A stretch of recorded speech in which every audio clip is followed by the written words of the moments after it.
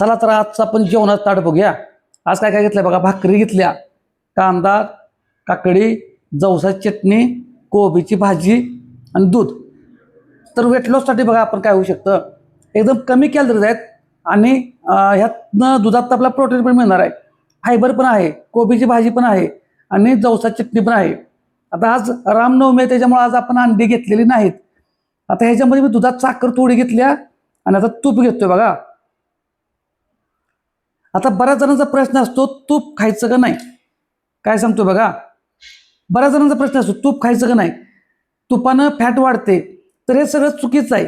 तुम्ही प्रमाणात खायला पाहिजे. तूप आपलं शत्रू नाही.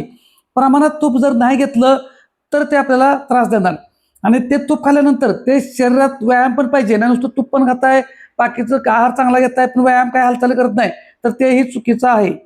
आणि वेट लॉससाठी तुम्ही फक्त त्यात साखर घेऊ नका. चवीपुरती घेतली तर काय फरक पडत नाही, बिनधास्त खावा. ते फक्त जिरवायची ताकद ठेवा.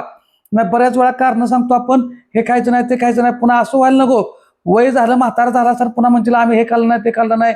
फक्त ते खायला जिरवायची ताकद ठेवा आणि बिनधास्त राहा. कुठलेही कन्फ्युज होऊ नका. घरचं अन्न खाऊन वेट लॉस होतोय, फॅट लॉस होतोय.